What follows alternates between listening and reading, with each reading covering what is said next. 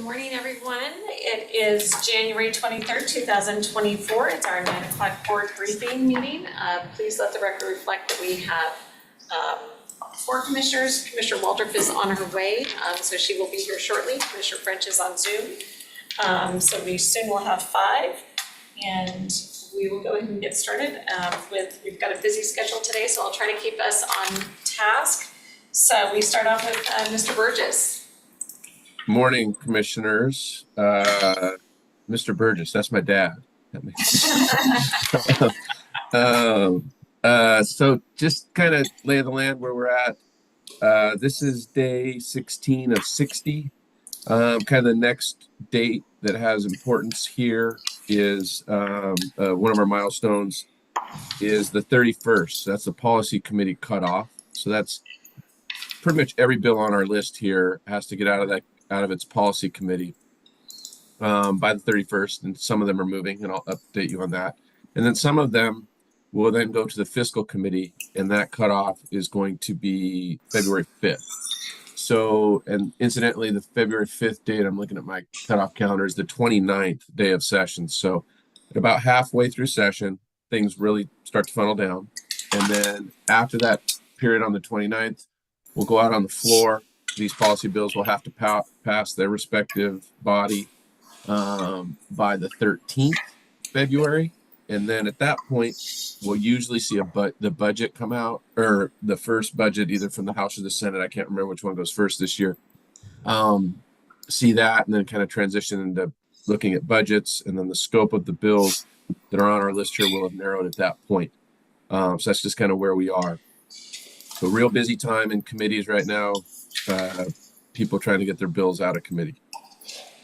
Just transitioning to the list, we're going to have a few new items on here that were not on last week. Most, though, are just updates from where we're at. 1899, that's the Bowles bill that deals with the building code issue. I know that Commissioners Kearns and French are, I believe, signed up to testify on that bill. The hearing's at 10:30 today. I also know I've talked to Representative Riccelli. He's doing some additional work on that bill too, to maybe incorporate some of the funding and some things like that. So we'll have to wait and see what those details look like.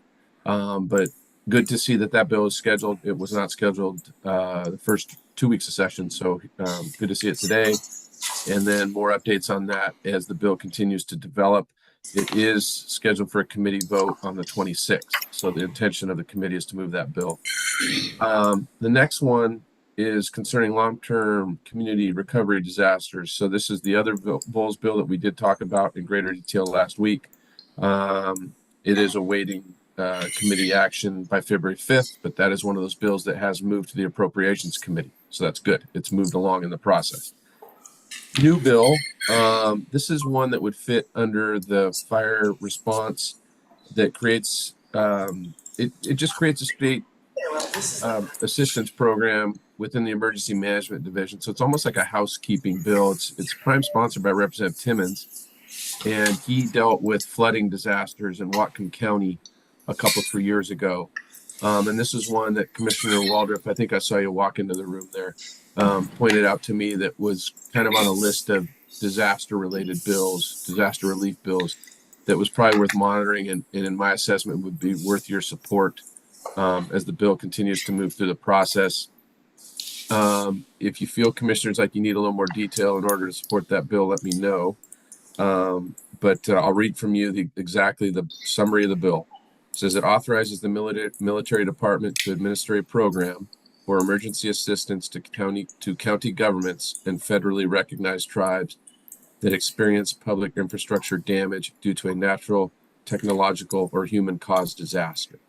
So like I said, I think it already has had its hearing based on the folks that testified. Looks to be a pretty good bill that will continue to move through the process.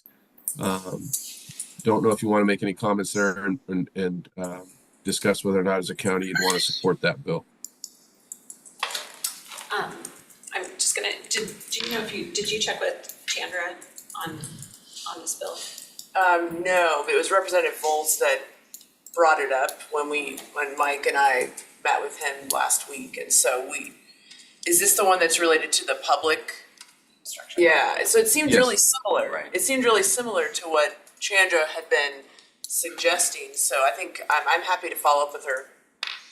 I mean, I'm happy to just support it if that's what you think, Mike, is the way. Yeah, I mean, to how about you do this? I mean, the bill's moving, and so maybe it makes sense if Jeff could pass that along to Chandra, or one of you could, and then maybe we revisit that next week Have her after you. review it. Yeah, just to Have her make look at sure. it, see if there's any edits or. 2020. Commissioner French? Yeah, this bill, thank you, Madam Chair. This bill, I think, is worthy of our support because with FEMA, you've got to reach a threshold before FEMA will weigh in with disaster relief funds. And so if you've gotten close to it, but not over the top of it, then you're basically out of luck. So this would create another pot of funds that would be available. So I'd be willing to support it. It looks like it's agency, I'm sorry if you stated this earlier, it's an agency request bill, so it's Yeah. probably likely to pass. So, So maybe it makes sense just to do some housekeeping, have your folks look at it, and then revisit it next week. Does that sound fair? That sounds fair. Or you've got head nods to Yeah, support it today. support it. Okay, so I'll just move it to support, but let's still double check, Yeah. just to make sure. The next one is that bill that we talked about last week that deals with the tourism tax exemptions. Don't think we need to go into great detail on that, but it's moving through the process. The House version had its hearing, Senate version is later this week.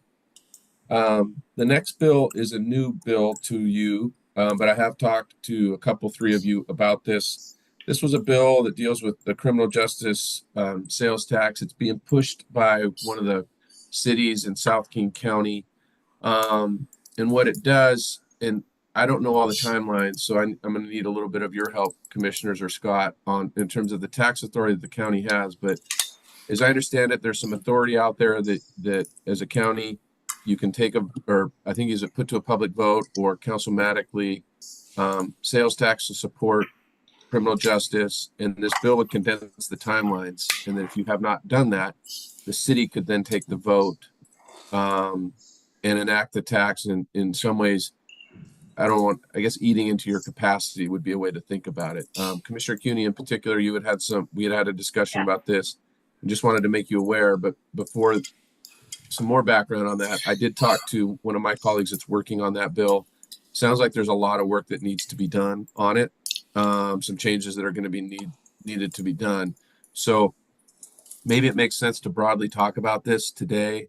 If you have some comments, and then maybe revisit it as the bill changes in its form. And if it does, in fact, start to move through the process. Yeah, so Micah, when I was over and I was meeting with Juliana at Wasac, she brought it to my attention. Because what it does is it would force the counties that they would have 3 months to decide if they wanted to pass it or not, which does not give you enough time to put it back on the ballot, so then it would just automatically go to the cities. The cities are looking at this, it's the Association of Washington Cities that are promoting it, because they're looking as a way to fund their police departments. So saying that the county hasn't taken, in our case, the 0.2%, then they would have access to that. And we would have 30 days to make a decision, or 90 days, 3 months. 90, yeah. 3 months, to make a decision, or it would go to the cities. So, and the cities could choose to enact it, and it would be just councilmatic, it would not have to be to a vote. So, but commissioners, I understand that all the splits in the bill in terms of where the tax revenue would go if the city enacted it stay the same.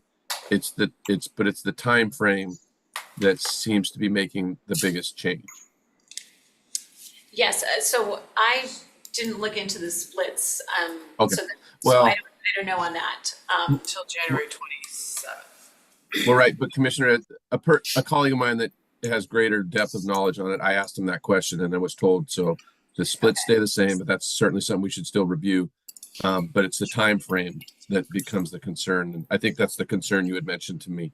Yes. Commissioners Waldorf and Jordan, we had a brief conversation about this too last week. So I just want to keep it on just and have us just be aware and have us just be paying attention to it. So if it hopefully isn't going to go anywhere, I think it was the city of Auburn, but it was AWC that was supporting this. So again, I just wanted to have it on our list so we can just be aware. So if we need to, we can have to pay attention. Yeah, my understanding is the splits are staying the same, that the splits though are dependent upon which legislative authority goes, takes the action on it. If the county does, 60% of the taxes cover the county, the remaining 40% are split based on population of the jurisdictions. If a city takes it first, they get 85% of the 1% or the 2%, and the other 15% comes to the county. And Scott, that reflects current law, correct? Correct. Okay. Okay, so we'll continue to monitor that one and revisit it as the changes occur. 2258, next on the list, that's the 911 funding bill. It was scheduled for committee action last week and did not get voted from committee. I checked for amendments on the bill last night and did not see any, but it's scheduled to be voted from committee on the 26th. I wonder if there will be an attempt to narrow it to Spokane County. As we talked about last week, it was drafted in such a way that it affects all counties. So continue to watch that as that bill develops. But nothing new on that other than to say vote on the 26th later this week. Next one was one that was pointed out to me. I think this was another one that Representative Bowles shared. It's one of his bills, and it's a Holy bill. Deals with shared leave for state employees. I don't exactly know how their leave policy works, but I read the subject or the description in the bill, and it just says it permits employees to take shared leave when living in an area affected by an emergency or disaster. I think this is a way to support some of those worker state employees that were involved in fire damage, and I think they can give each other leave. They can share it amongst each other, hence the term. So wanted to throw that for your consideration because I think it fits with on your agenda in terms of the fire response and emergency response. Yeah, we so I actually spoke with Senator Holy's legislative assistant, and he explained this to us. And yeah, no, it's exactly how you described. You can share leave, if you run out of like sick time, if you have an illness. But for they used it as an example. There were individuals who were state employees that worked in Medical Lake. Their homes burned down, and they got to go back to work. They can't get any shared leave. There's a lot of stuff that piles on. So this was, if there are coworkers that are willing to donate leave to allow for these folks to deal with the things that come after a natural disaster, it's just allowing them to do it. It's something that's not allowed today. So Gotcha. yeah. I think it's Good good. support. Yeah, I don't see any problem with it. Let's support it. I would say, Okay. yeah. You've got Gotcha. head nods for support. Perfect. The next one, 5059, deals with the prejudgment interest. We talked about that last week. No update. It's still just awaiting committee action in the Senate Ways and Means Committee. Commissioner, Commissioner French, go ahead. Yeah, and this bill is a bill that Wasac is opposed to, obviously, for the fiscal impact on counties across the state and stuff. So at the last LSC meeting, we did take an action to oppose this. yep, that follows Commissioner French with the position from last year. You all had opposed it last year. And so I just carried it forward as it was bills from last year live this year. So hasn't moved, and same thing that happened to it last year. So we'll continue to look at that. Next on the list is the Paddens condo bill. Has its hearing today. I did sign the county in support. Check the roster. There are a handful of interests from Spokane testifying in favor of the bill. So I think that's in a good place. I have a follow-up with Padden on another issue, so I'll just ask him how things are going with it. So that's a good place for that. The next one is 5834. This is the land swap bill. And there's been some language go back and forth. And then Commissioners Jordan and Waldorf in particular, I think you had some questions more about this and kind of how this impacts. There's an issue I think with the definition of critical aquifer area. Am I saying that right? But is Scott there? I hope, Chesney? He's on. Perfect. There he is. Yeah. To bail me out and to help me out. So anyway, Scott, if you wanted to kind of give a heads up on some of the suggested language that you and Jessica came up with, and then Commissioners, you should know too, the bill scheduled to be voted from committee later this week. Continue to offer this language and work with my colleagues at WASAC to get the bill in a form where it will work for the county. So thank you, Scott. Sure, Mike, and welcome. Hi, Commissioners. Thank you very much. The basic issue is in the area. It says no more. A swap could happen, but the land coming into the UGA as part of the swap can have no more than 15% of that land as designated as critical area. That sounds eminently reasonable until you realize that critical aquifer recharge areas are part of the critical area definition under the RCWs. And the issue with the CARs, the recharge areas, is the entire county is covered by that CARA, at least at a low intensity area. And most of the metro areas, including all of the UGA areas for all of the communities, are in a moderate to high impact for CARA recharge or CARA designation. Essentially, this means that there is no land available anywhere in Spokane County that would be eligible for a UGA swap under that language. We have proposed a pretty simple rephrasing of that to say, with the exception of critical aquifer recharge areas, no more than 15% of the inbound swap land would be covered by a critical area.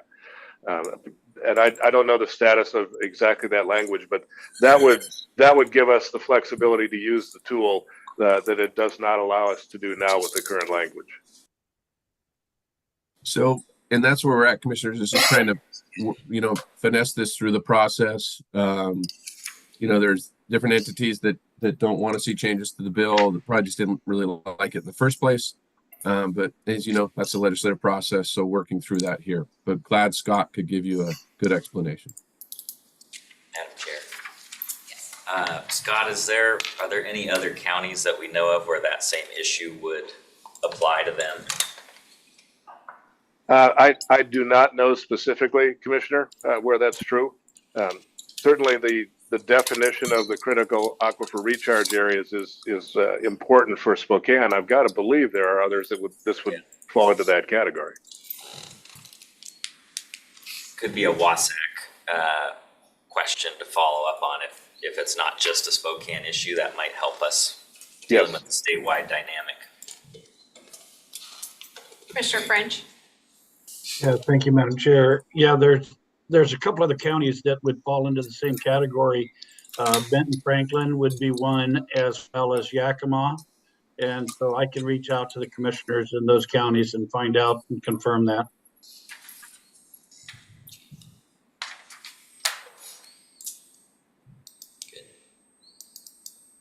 Okay. Then the last two on the list are the companion measures for bills we already had spoken about.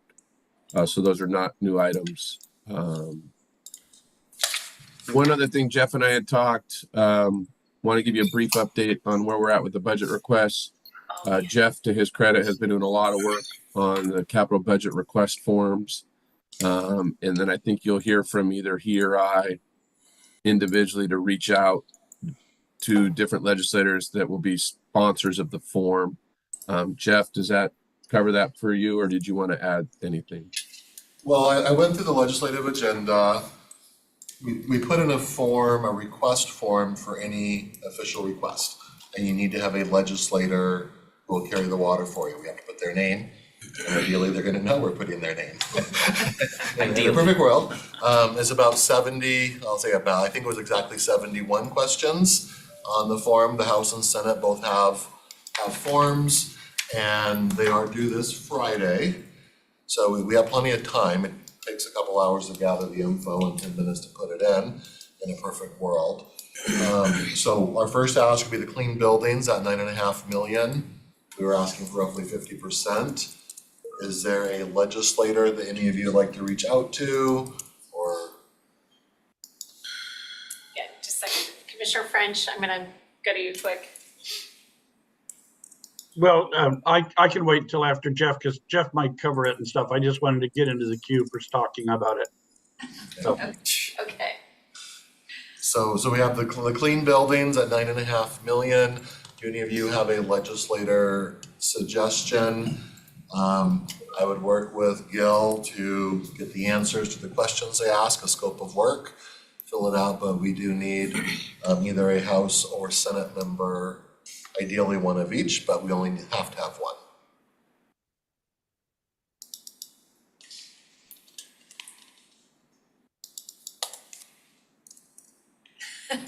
Crickets. Well, Commissioner, so maybe that's something too we could take offline and between Jeff and I and reach out to you separately, kind of strategizing which one we would suggest to do the outreach. Does that sound like a good idea? So there's 4 total here. The Yeah. second is we have the mobile home crash zone issue that you're all aware of. That one historically has actually been a request out of the operating budget, so you don't have the capital budget forms to do. I believe Ormsby has usually carried the water on that one. Commissioner French, have you chatted with him this cycle about that? And am I correct on my history? you're correct on your history. I've not had a chance to circle back with Representative Ormsby. I certainly can, either Ormsby or Riccelli, but I think Ormsby has been the lead on this in the past. So that's just more of an FYI, we don't need the form. I would say, can we look and see which of our area legislators voted for the Clean Buildings Act? I can- And then Okay, probably approach them to carry the water for us on the ask? That might make sense. 'Cause I assume not all of our area delegation voted for it, I think that is something. but I'm gonna assume 3 of them did. And maybe we could ask one of those 3 to help us with that funding request. Well, and I think in our meeting with Senator Billig, we did mention, and he is aware of the county building and the health district needs. He mentioned that, so it wasn't, we didn't make a direct ask for him to be the sponsor, but we put the bug in his ear. Would either of you or your aides want to call and see if he'd be willing to have his name on it? I mean, I'm sure one of us can do that. I could, yes. Just shoot me an email or let me know quickly and I can get it in. Friday's our deadline. I think we need to think about who else we're asking for other That's why I thought operating maybe get through requests, the so, all yeah, 4 and yeah, then then we could, divvy it up. yes. The next is the helicopter, 2 million, which I'm assuming is capital unless, Mike, you have another budget item you can. No, I think that's the appropriate place to make the ask. And then, is that ask who had asked the sheriff to make a phone call? Is that one of you? Or do you have an idea on that one? I'll just hit the last one is the Shrek building. We had that request last year. You had me in the legislative agenda, move it to the last, signifying it was also your lowest priority. So I don't know if in the budget what we're in, and we know we're not asking any transportation requests, which has usually been my busy area is transportation. Do we want to focus on Shrek at all or skip that one this year? So those are the 4 that I'm aware of for discussion and your feedback. So I'm happy to talk to a couple legislators on the helicopter. I know talking to legislators over there, it's like, it's not a very big budget and people are not gonna have a lot of money, so I will see who's got capacity for it. I would think Holy could be a good one on that, just being past law enforcement. Do you wanna check with Jeff? I can reach out to him, Okay. yeah. Yeah. So I have Kearns and Okay. Kate And then down for Commissioner- helicopter outreach. Commissioner French? Yeah, thank you, Madam Chair. And, Jeff, you might also speak about the Bellevue Water request that I asked you to respond to for Representative Volz.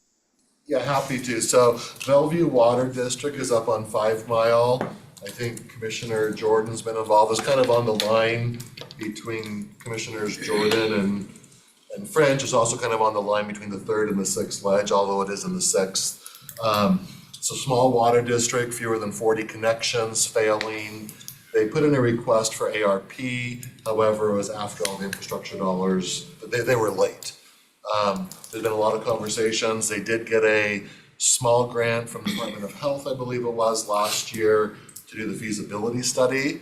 The long-term goal would be to get them up to standards, and then the city of Spokane Water would like to annex them into city water. They're adjacent at this point.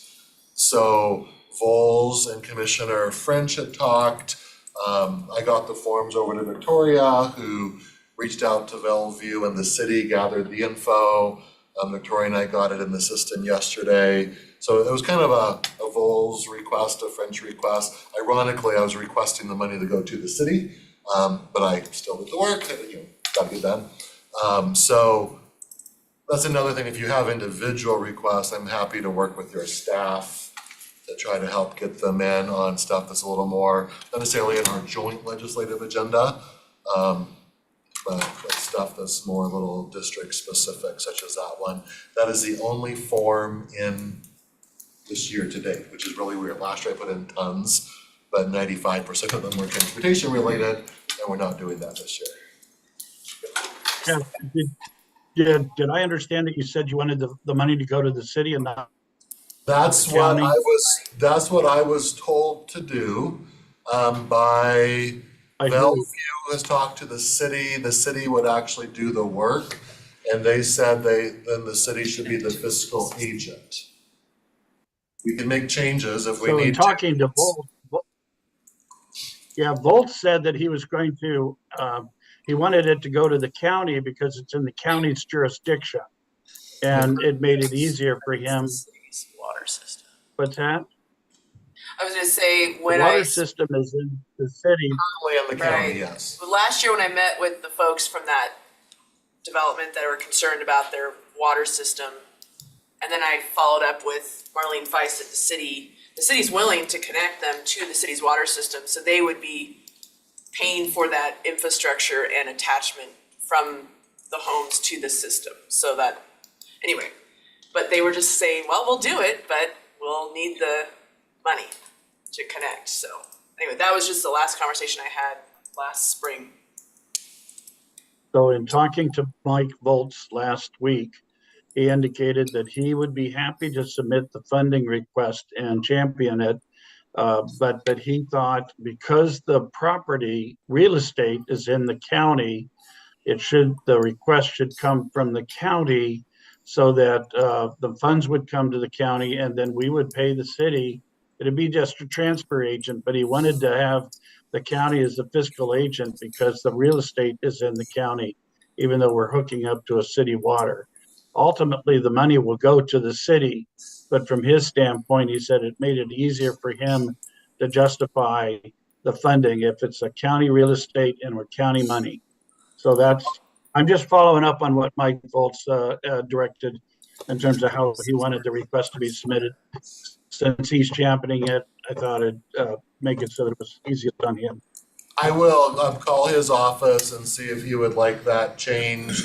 It might also just be something he can change internally. But I will follow up with him or his office and make sure it's done to his needs. What's the size of the request? 1.5 million. And that would be a total, that's all in completion.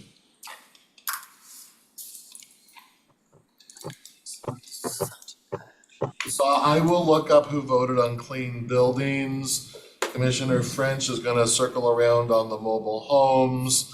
I have Kearns and CUNY down as some helicopter outreach. And is my assumption correct? We're just gonna let Shrek kind of just coast this year and maybe circle back around next year? Yes. Okay, that's all I have. I just had, if I may, Madam Chair, when we were over there in Olympia last week, I learned about this Northeast PDA GSI supported capital request. So it wouldn't be coming from the county, but just wanted to let folks know about this childcare non-traditional childcare, request for capital support for that piece of property that the PDA owns at Market and Wellesley. And so they're looking to build a building there that would include childcare that would go after hours and work with local industries like Jubilant, Hollister Steer to have slots for their workforce that work after 5-6 p.m. So something that our community's been working on for many years, trying to find after-hours childcare. So as far as I understand, they have a Democrat sponsor. They were looking to Senator Holy to be the Senate Republican sponsor, and then the House, Representative Voles and Marcus Riccelli. So it sounds like they've made the rounds. I just thought it would be good if anything we could do to support the ask for the capital. I think it's 2.5 million is what they're asking, and what they're asking for is this would come out of the capital funds that go to Commerce for childcare capital development. So I think it would be like a specific ask within that bucket that usually goes to Commerce to distribute across the state for childcare buildings and upgrades and such. So anyway, I just printed that off, and I forwarded it to Mike and Jeff. They could forward it out to everybody. But it would be great if both Jake and Jesse Bank from the Northeast PDA just mentioned it and said, great to have the county's support. Yeah, no, Scott and I have been working on this, on the NEPDA. It sounds like it's, Might have some legs. yeah, no, I think definitely they've got bipartisan, we have bipartisan support on it and all that, but, I mean, yeah, if we wanna add it to our list or to our support, I mean, I'd certainly support, love your guys' support on it. I mean, we've You been want a looking. formal letter of support to send in? Mike, what do you think would be the best route? Because it's a Sure. budget Yeah. proviso, it's not a. Yeah, I think a letter of support would be a good idea. I mean, if that's the will of the board, for sure. Let's do it. I can work with Patrick on getting a letter done. And then we could even just show it to you probably at 2:00 today for a final. Let's see if you want to see it again, or if it's just generic. Just forward it. I guess we need a signature on it, so we'll have a goal of showing it to you at 2:00 under miscellaneous, if that works. Okay, yeah, thank you. That'll be good. Can I add one more? Just real quick, in some of my meetings in Olympia, Commissioner Waldrop and I were talking about Chandra's emergency management request for the fires. You spoke with Representative Voles, we both spoke with Ormsby, Billig, and Riccelli about it, and there seemed to be a lot of interest, particularly in the 1.25 million for case management and unmet needs. I think maybe some of the feedback was try to focus, right, as it always is, on one or two top priorities. So, Mike, I think there were some emails on that. Is there anything that we all should know about that particular request? No, I saw your emails last night, and then I had seen Billig, Senator Billig earlier in the day, and brought this very topic up. And I guess at this point, I don't need anything on the county end. I'm just gonna keep tracking it and talking to the delegation members about it. But yes, I'm looped in on it. And like I said, I mentioned it to Senator Billig, and commissioners, for you all to know, he had responded to an email last night, just wanting some more on who's going to make the different requests. So I need to loop back to him on my end about which legislators are doing what. But I think Commissioner Jordan, that's the way I took it. I assume you did the same. No, I think he was thinking a 6th district legislator would be appropriate to sponsor the ongoing, the 1.25 for the wildfire victims. And they would be supportive, so. As well. I just need to follow up with Senator Billig in the hallway about it, because it's a little different than I interpreted it, but there's no problem. I just need to sort it out with him. Yeah, I was just thinking if we're gonna ask Mr. Ormsby to push on those dollars for the mobile home replacement, then, you wanna balance who's asking for what for Spokane County, so we can hopefully get the best outcome for all the different asks, capital and operating that we have. You wanna Agreed. reach out to Representative Christian then for the fourth district? Actually, I'll do that. I saw him over there and I made a little pitch in the hallway. Yeah. And We all saw him. We all saw him in the hall. we all saw him in the hallway. He likes to. He's a hallway lurker. Yes. So we're over But time, yeah, so but we're gonna- Vols was supportive of it and was briefed on it too, so. Yeah, I think having someone, because there's a lot of the I like first that that was coming idea. from the sixth, that Yeah. the fourth was also affected, so Yeah, having I like that. I will follow up with Representative Christian, and can you help me on that, Mike? Sure. Well, you just text me here or call me later today and we'll get that straightened out.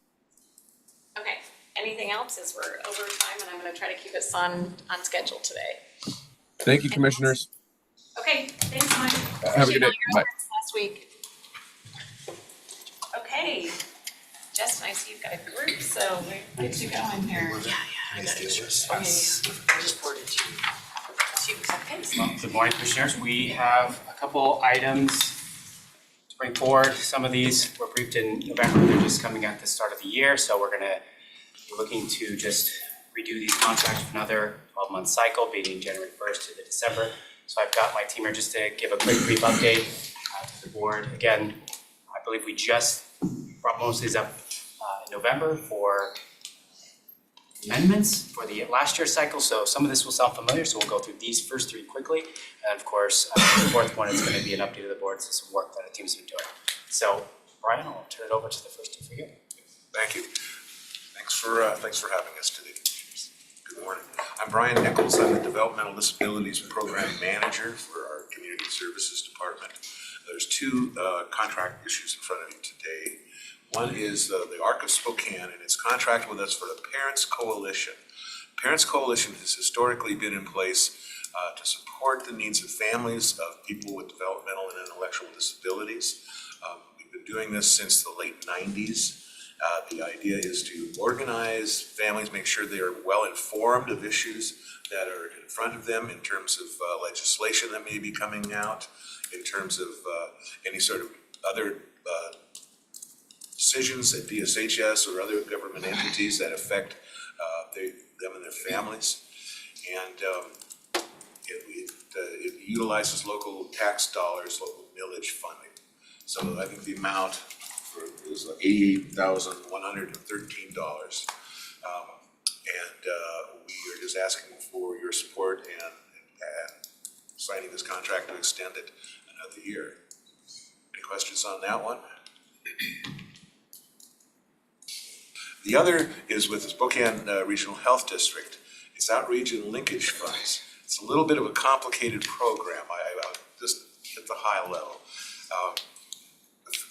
Medicaid has a program called Medicaid Outreach and Linkage. The intent is for an entity to do just that, outreach and linkage to families with disabilities and in connecting with other Medicaid services they may be eligible for. The end recipient of these funds is Joya, formerly Guild School. And that again is a historical contract. We've had it in place since the late 90s. And the health district is the only entity that can be the flow-through entity for these funds. And we actually did a lot of work a couple of years ago on sort of straightening out who's on first, so to speak, and how this can be done properly and stay within the Medicaid rules.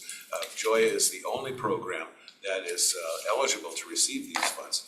The health district does a number of other programs with Medicaid match under their own jurisdictions. This is the one that they do outside of their jurisdiction.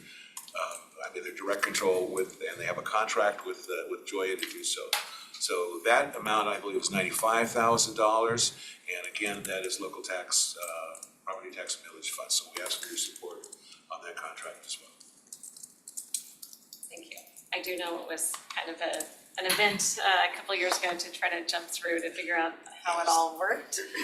So thank you for your patience in that, to make sure it all worked properly and that those funds go to them. So. No, I happened to sit on the plane to GSI next to Colleen Fuchs, and she gave me the whole story. You know, we had all this time to catch up, so that, it was a hot topic. Yeah, it was, and it's working very well, according to Colleen. I think Yes. it's very well, and they're getting that needed money to enhance their budget. So they're an entity that's looking for money anywhere Yes, they can get it. thanks for helping And they, work through that. in my opinion, they provide a model program for young children and their families. So thank you for your support. Excellent. Thank you, Brian. And the last contract that will be up for the board's review is the PATH contract match. This was briefed a little bit in November. It's a continuation of a match grant with the state of Washington. Allows for individuals to be connected to services.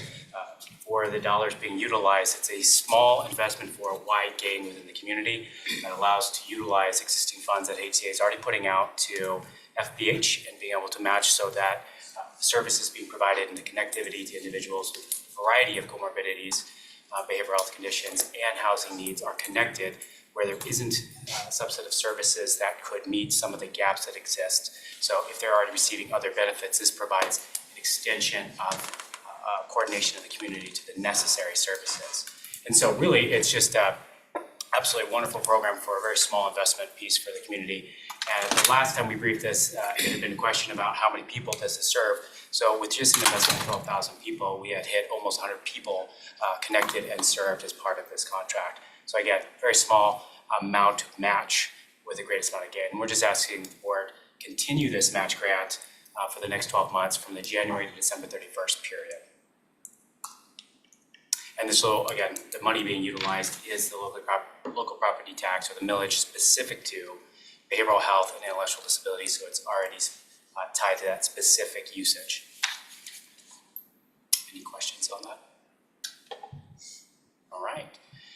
Now we're gonna jump into the bigger topic. So at the direction of the board for additional information regarding co-responder project, and I've been teasing this for a couple months now, giving some more information about what this project would look like if we were to move forward with it, and then to ask further direction from the board as to next steps. So we're gonna give a little bit of background on it. Specifically, this is not a co-responder unit as it pertains to the Sheriff's Department. They have one that's in existence, and that's a wonderful program under the Sheriff John Knowles. This one would be specific to EMS and fire. It's an emerging area. It's one that has always been there, but it's becoming more focused, looking at the connection points between emergency responders and the need to get them connected into medical clearance and then into a facility, hopefully bypassing some of the current acute care systems that are jamming up emergency rooms and or law enforcement in the field. So allowing for another avenue for diversion and engagement and direction in the services. So I brought my integrated behavioral health manager to provide a little bit of background. She's been doing a lot of the research on this program and attended the national conference with us. So she'll be giving some background and then we'll talk about next steps. Ashley. Thank you, Justin, and good morning, commissioners. Happy to be here to talk about co-responder. Today, can we please have the co-responder VOCC presentation pulled up? Got it. No, there was a PDF document.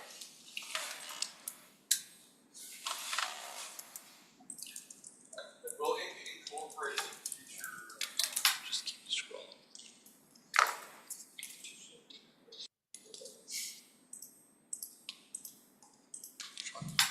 Ron, I just emailed it to you. Is it a memo? Is it the memorandum that's in our packet? No, it'll be a separate PDF. I think it's titled Co-responder VOCC presentation.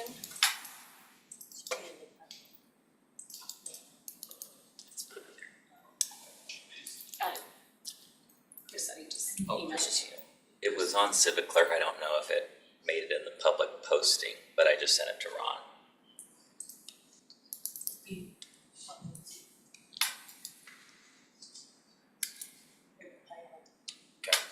Yeah, so what we'll look for, We can get started. I got the slides in front of me, so I got a reference point here.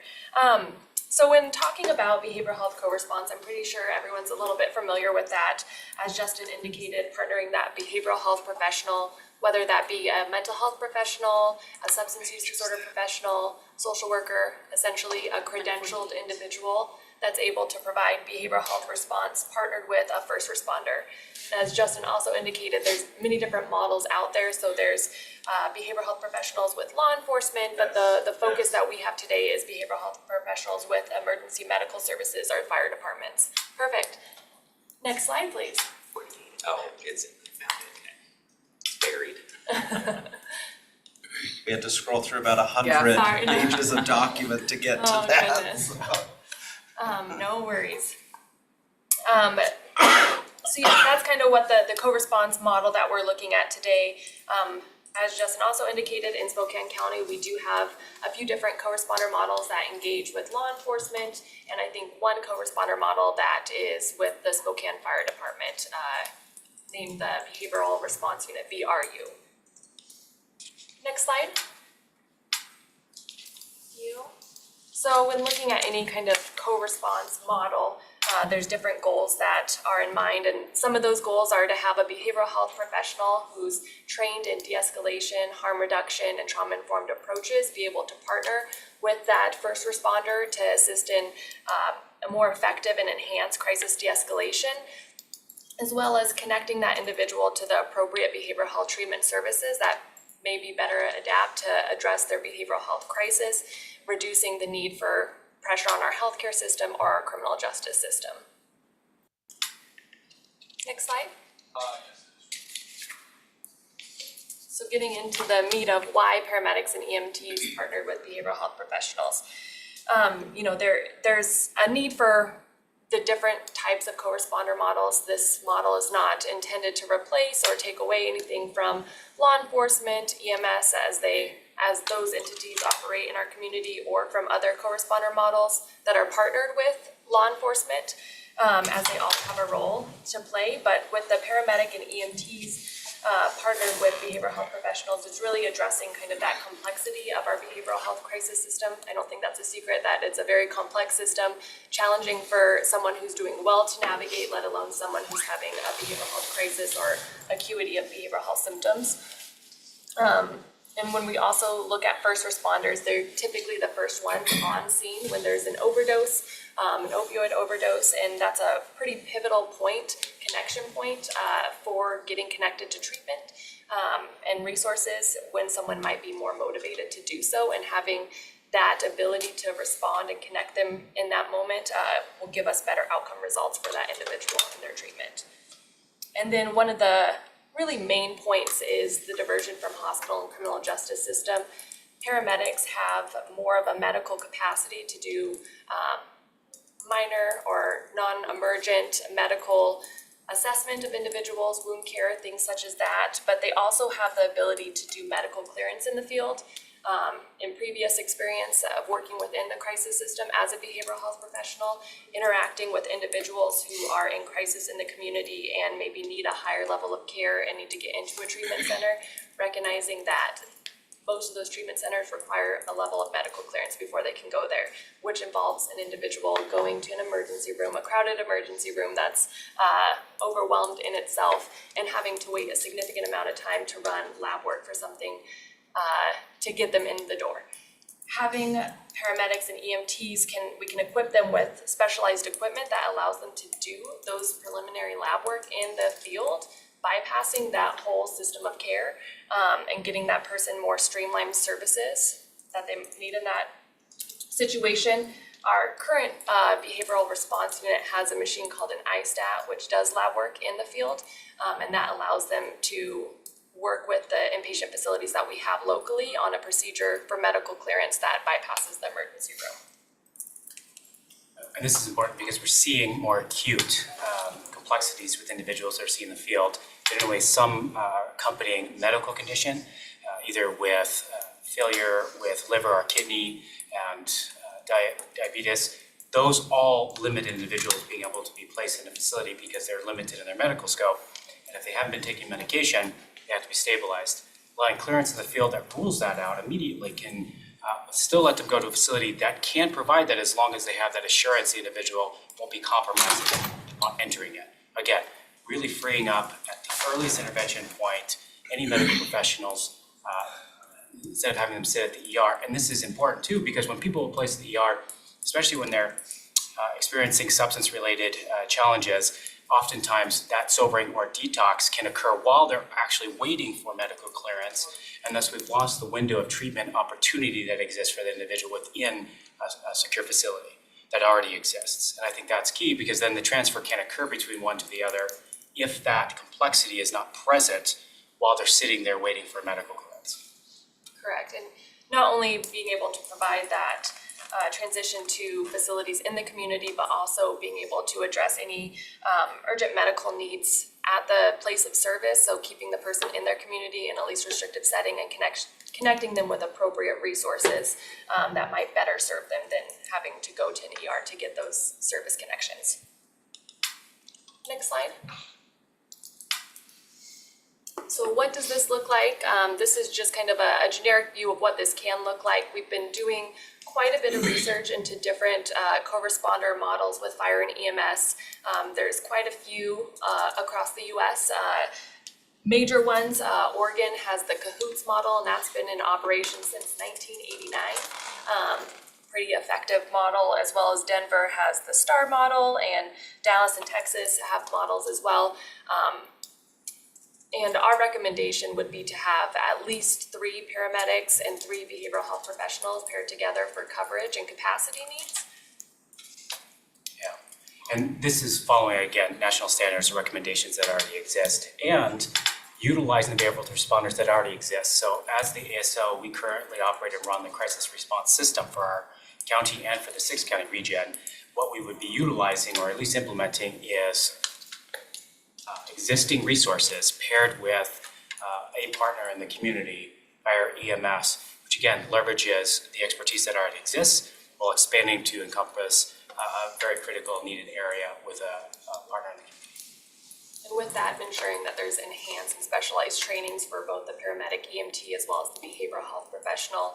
As it stands now, all of our mobile crisis teams and professionals, behavioral health professionals, are required to go through the Healthcare Authority's Crisis Academy trainings that focus on those topics such as, crisis de-escalation, harm reduction, trauma-informed approaches, dysregulation training techniques. And so making sure that they all have that capability, as well as training on crisis intervention training, advanced crisis intervention training, and Voluntary Treatment Act training for both of those professionals. And since we oversee the credentialing requirements for those behavioral health providers, not only are we the ones ensuring we meet the standards of that, we'd also be working with the partners in the community to ensure those individuals also, when partnered, meet the national standards. Next slide, please. And so what would this process look like? There's very different ways that this could happen, but essentially a person in crisis or someone such as like maybe a family member can call 911 or the 988 line for that individual or for themselves. And 911 or 988 would take a review of that to decide if there's a behavioral health component, and if available, dispatch one of the co-responder teams. And that could be the law enforcement and co-responder team that maybe might arrive first depending on the safety of the scene or the situation, and could warm hand that off to a fire EMS co-responder team for more of that medical clearance in the field and ongoing stabilization or transport to appropriate facility. Or it might just be the fire co-responder team being able to respond as well. Meet with the individual, assess the needs, evaluate, and provide whatever service might be necessary, whether that's in the home, in the community, or whether that's transporting to a facility that can better meet that individual's needs. I don't know if you want to pass this out. We have another graphic that kind of highlights this process a little bit, but more in the crisis continuum of care. When we were at the National Crisis Conference in North Carolina in November, we had the opportunity to see Arizona's model. They have a co-response model that they utilize, which is a really imperative part of their whole crisis system, and ensuring that not only is there someone to call, someone to respond, but someplace to go, and how that fits in with the whole crisis continuum of care. The key aspect of that is the integration of the model. Any decision to move forward with the co-responder with fire must be coupled with partnership with the local law enforcements, especially since we already have that co-responder team with the Sheriff's Department and its accompanying partnership with SPD. The need, if it was used in Spokane County, would have to ensure that those partners were together to achieve a integrated and collaborative approach to responding to these. Next slide, and I think this is you, Justin, talking about funding. Yes.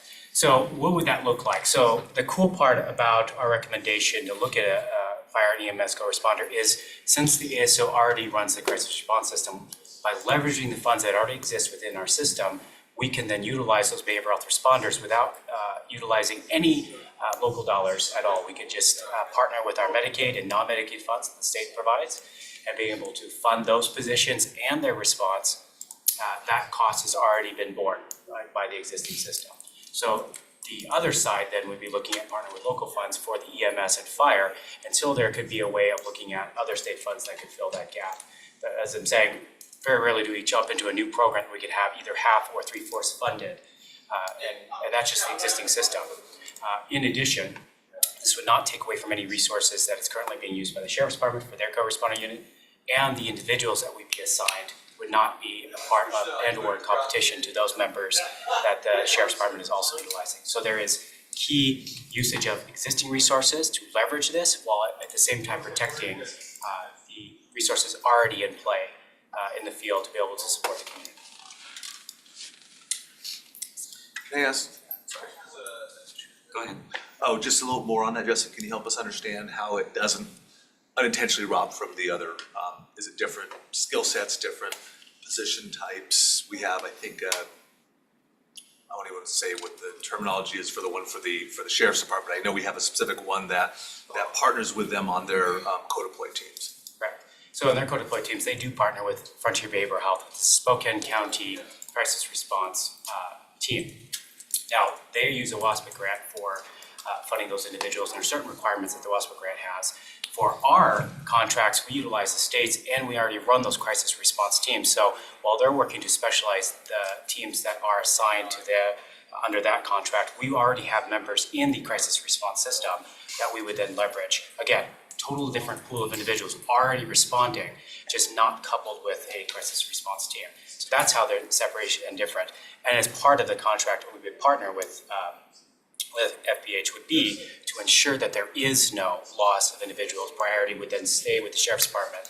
And this pilot and or other program would ensure that its members then would be only within the existing systems. Thanks for this. Really appreciate the work on this over the months. Your request says you're looking for approval to begin formal conversations with potential community partners. So I was wondering, what does an ideal or optimal community partner look like, and do you have any recommendations in that regard? Yes. So our request is to have approval to move forward to begin having those conversations, not only with the sheriff and police departments here would be partnering in collaboration, but also with designated fire departments and EMS units that would be providing the service. The recommendation would begin with the ones that have the greatest amount of resources available, which would be Spokane Fire. Now, depending upon that conversation, which we have not, we've kind of had some preliminary review of what is available, but we haven't had any conversations with what the next steps would look like. So starting there, and then also looking at the Spokane Valley Fire Department, because between the two of them, they share resources in the same way, including the BRU. So we would look at how does that currently work, and how can we either leverage that or expand on existing. Again, really looking at enhancing those resources. And at some point, when we look at is it smart to expand, and does the need exist, we'd begin looking at other fire districts and having conversations on that. But the recommendation would be Spokane City Fire and Spokane Valley Fire. And do you see any reason why it couldn't be a partnership of the city fire and valley? I see no issue why there couldn't be, but I leave it to those they're unique organizations that have unique expectations and roles that they have to follow. I would defer to having further conversation. I think that is where our fact finding could provide more feedback to the board as to is it possible to explore that moving forward. I just wanted to add, I fully support that, having you reach out to both of those two entities and kind of begin an exploration. I did speak with some staff from the mayor's office for the city, and they are very interested in this conversation. So there's a willingness, I know, at the city level to engage.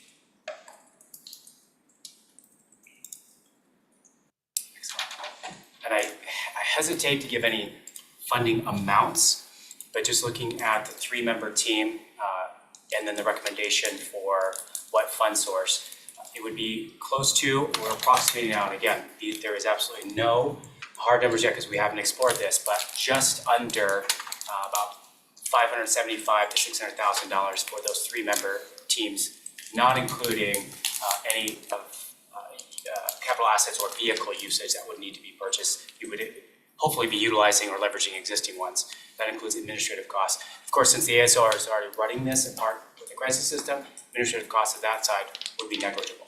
That's already been funded.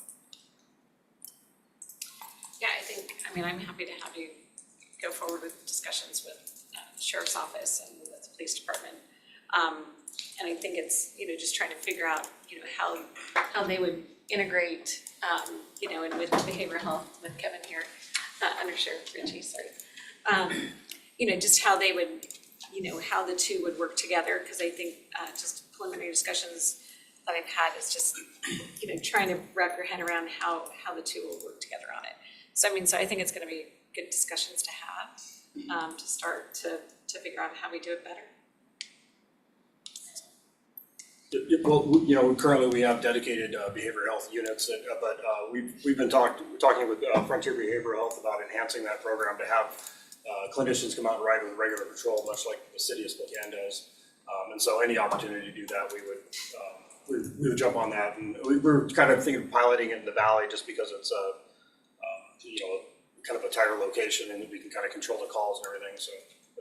And this would actually work with fire. Oh, this is fire? Yeah, to then how to help coordinate between the two, because I know when I did my ride along last year, definitely fire comes as well, so Probably- to some of it. Probably more of a challenge to get all the county fire districts coordinated, but yeah. And conversations we've had previously too, I would love to explore that option with expanding the sheriff's department, especially in the valley, and leveraging, again, those crisis resources so it wouldn't be taken away. It's always a challenge with the WASPA contract versus our contract with the state, but that's still an open one. And yeah, I just know how much administrative challenge this is to get those all in line, but yeah. Yeah, let me know, we'll start working on it. Excellent. I was just gonna comment on the need for the coordination. If you have intervention teams that are going out with fire as well as with police, does that also require some more training for the 911 and the dispatch side of, or that doesn't really change in your mind, or how? Because it sounds like sometimes you have both units going to some of these calls, right, where someone's in crisis, and then you're figuring out kind of who is it really a justice related call, or is it a medical related call? Well, and I think oftentimes it's really determination of law enforcement field too. Is there a safety issue at risk? Because fire won't respond if there's any safety. So let's say the individual wants to harm themselves and they don't know if they have a weapon. Even if the intent isn't to harm anyone else, there needs to be clearance in the field before anyone else is cleared to go on scene. Got it. And so partnering to ensure law enforcement says, okay, we go out, they immediately meet with the person, but realize they probably would be beneficial to go into a sobering unit because they're heavily intoxicated. They could then hand off to the fire to say, can you clear this person, get them into facility? We want to go back in the field because we've got 2 other calls we got to respond to. Do they need to stay there and have to resolve it? No, they can do the immediate resolution, clear the scene, fire steps in, and there's a warm handoff. So that's how we envision it. Again, much more complicated in the field, and I defer to our law enforcement partners to really give more clarity on scene-to-scene transfers. But having worked with both of those sides, I envision it in that best or ideal situation. And that means we could leverage. So that's really freeing up the law enforcement to go to the really more high intensity calls that they need to respond to. Correct, that's their hope, yeah. So I think it's gonna be a great discussion to have, and workforce, that's gonna be the other key too, so, Scott. My understanding, Commissioner, not 100% confident in this, but my understanding is that 911 and dispatch have training around when and how to deploy, could deploy BHUs, depending on the They would type need of the training call. around, That would be another thing that they If want to this- integrate. Yeah. right. And they do some, I believe, City of Spokane has some, you call it BRUs. Yeah, they have, Yeah, I remember them, it was referred to something different, like CARES unit or something in the past, and I don't know how tied that was, maybe the information that was put into the dispatching system allowed the fire department to know, but more than likely some enhancement of that would be needed.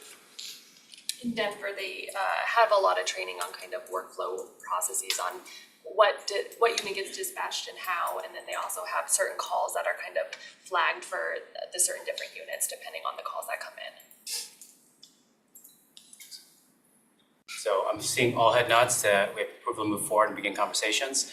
And if any of the commissioners would like to also be a part of that, please let me know, because we can schedule those with your schedules in mind or with your assistance, depending on how that works out.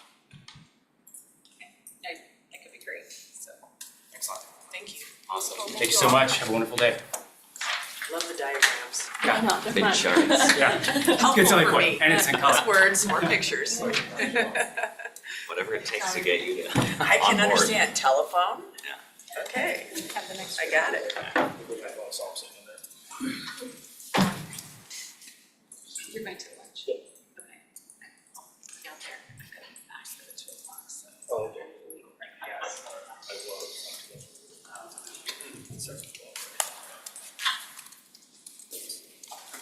Come out together, but. That too. Oh, When we're together, we could. Yeah, Okay. Plan to get out here at 1:30. okay.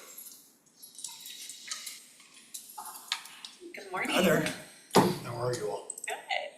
Good. I'll let you go ahead. Okay, so we are here today to talk about the 5-year network renewal, Cirium network renewal. Shonda Mitrovich, Assistant Director for IT, has done all the heavy lifting on this, every bit of it. He will walk us through what our purpose is here and why we want approval for this. Thanks. So our purpose here today is kind of get your approval to renew our spending authority to procure equipment and services through Cirium Networks. We're also asking that you allow us to use 2 state contracts that Cirium cites on all the quotes that we get. So next slide, please. So just a little bit of history with Cirium Networks. We have been working, Spokane County has been working with Cirium Networks for over 25 years. As long as I've been here, we've worked with Cirium Networks.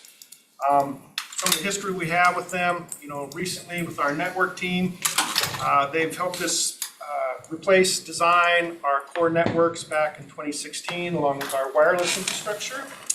They've helped us put in next generation firewalls. They've helped us design and implement the Fairgrounds wireless network that covers pretty much the whole 97-acre Fairgrounds park out there.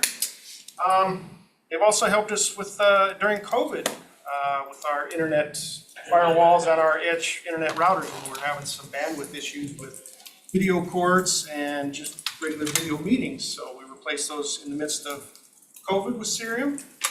They've also helped us design our upcoming core replacement and wireless network infrastructure that we're planning on replacing this year. There will be an integral player in our data center network infrastructure replacement next year. So to put it mildly, Cirium knows our network infrastructure inside and out. They're a valuable partner. They've also helped us in our data center with in 2020 during COVID. They helped us implement the Cyber Vault that's contains all our immutable backups. We also procure network storage area network SANs, and warranties from Cirium for servers and network storage. On our telecom front, Cirium was there at the forefront to help us implement our on-site Avaya phone system way back in the late 90s. So we also procure licensing and support contracts for the phone system through Cirium. Our technicians contact Cirium weekly for phone system support. So they're good. They're good help to us. So the previous spending authority contract in PeopleSoft was a 5-year agreement. It was from June of 19, pretty much expired in June of 23. The new proposed one would be for January of 24 through January of 29. So all the items you're going to see in the next couple slides have been built into our budget. So those commitments are budgeted for and fully funded, hopefully. Next slide, please. So what do we get from Cirium? We have kind of like things we get on an annual basis, which include Our network equipment replacements that we get every year, usually 10 to 15 network switches, 10 to 15 wireless access points. We also get our DNA Center renewal for them. That's not an annual thing, that's like every 3 years. DNA Center is pretty much our software-defined network, which allows only securely managed devices managed by county IT to actually contact the network. So if you're to bring in your home laptop, plug it into a network port there, it would dynamically reconfigure itself, say this is not a county-owned device, it would just put you in an internet-only network, so it keeps everything separate from our internal secure network. So a DNA Center renewal, it gets us discounted pricing.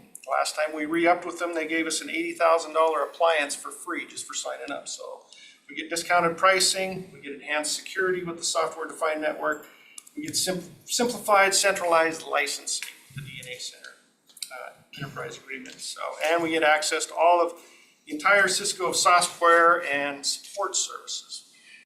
Annually, we also get Duo MFA licensing. That's what we use on the Patrol MDCs for multi-factor authentication. We also use Duo on all our servers. All our servers have Duo on them, so nobody can log on to our servers unless they have Duo MFA. We also, on an annual basis, give Cisco SmartNet. Cisco SmartNet is for support, problem resolutions, RMAs, equipment replacements, security updates. We only have this on our critical infrastructure on SmartNet. If we were to have every piece of equipment on there, it'd be much, much more expensive. So every year we get a list from Cerium. This is what's on your SmartNet. We go through that, make sure that it's just the stuff that we need on there. Threat defense we get, and our URL filtering, we get that every year from Cerium. Basically that's an annual license for our firewall web filtering. So everything that's filtered through the internet has to have a license associated with it. We get that from them. And then of course our Avaya support is something we do annual phone licensing and then annual Avaya support. So that allows us to open up a case with Avaya through Cerium if we have any phone issue problems that Scott can't resolve on his own. Good. Next slide, please. And then some project-based equipment and services that we're going to be hoping to receive from Cerium in the next couple of years. This year we have slated to replace the network core here at IT and also at the Combined Communications Center, the CCB. We're also planning to replace our wireless LAN controller, our wireless infrastructure that controls that. Part of that is an additional 50 newer APs that we can replace all over campus. That increases security and the range of our wireless network. We're also looking to replace one of our virtual environments here. So we have 2 virtual environments over at IT. Each one has about 150 or 165 virtual servers on them. So we would be looking to buy the network storage for that replacement from Cerium. Over the next several years, we're looking to replace the current wireless infrastructure out at the fairgrounds. We've talked to Erin Gertel about this. She understands the need for it. Back in 2016, when it was all implemented at once, kind of tried to get on a rolling replacement cycle here, like a 4-year replacement cycle. So that cost figure there, $188K, would be over 4 years. Erin's looking to get that into her budget with her team. 2025, we're looking at another virtual environment replacement with network storage and the entire data center network that every server connection connects to back end of the network. So that's quite a large project there. And then we just have a couple outliers, 26 to 28. We're looking to replace our internet edge routers that go end of life in 2027. So 2028, Cisco Identity Services Engine needs to be replaced, and that's a critical component of our software-defined network DNA Center. It basically profiles every device on the network, puts it in the correct category, puts it in the correct network. So, next slide. So what we're asking from you today is basically Cerium references 2 separate state contracts and all the quotes provided. We're asking that you approve these so we can use these, piggyback these state contracts. We're asking for your approval to procure these services and equipment from Cerium Networks for the full 5-year amounts. The two states contracts that are cited, we would ask that the full amount be approved for both of those contracts for purchasing expediency. I did not mention the amount. The amount over 5 years is about $5.8 million. There's a breakdown of that in the enclosed spreadsheet that came with this. You can see what's going for each network, for phone, for data center. It's all broken down. Next slide. With that, I would be happy to help or try and answer any questions you may have. I'm sure everyone understood everything you said. Exactly. Casey? So I do have a quick point. So the Department of Enterprise Services, State of Washington had a contract, or has a contract, so we're piggybacking off of that in terms of competitive bidding. Additionally, the total amount of the contract's $5.928 million approximately. So that would be over 5 years. Paid over 5 years. And additionally, this is going to be executed through purchase orders in the event that there's an agreement that comes back that I'll be reviewing that. That's good. Is it gonna be on next week's agenda? Yes. Yes. Okay, very good. Any sense of, any context you can give me for the cost? Is that on par with what it's been historically? Any changes expected that we should be aware of? It's more expensive than historical, but we're also doing major upgrades. We We're haven't doing a done in the little past. more, we're extending a little more, we're buying a little more with this than we've done in the past. Part of that is because we have more infrastructure. You know, we have a bigger network, we have the new training center, sheriff's training center. We've got a new courtroom, there's just new things being built out. Plus, we are still catching up. We caught up a lot last year, we still have a ways to go to get our network fully up to where it needs to be. And I assume budget office is in Oh, communication yeah, about it. yeah. Very good. Randy has been a great help in securing funding for the next 2 years in particular. Those are our big years in this purchase.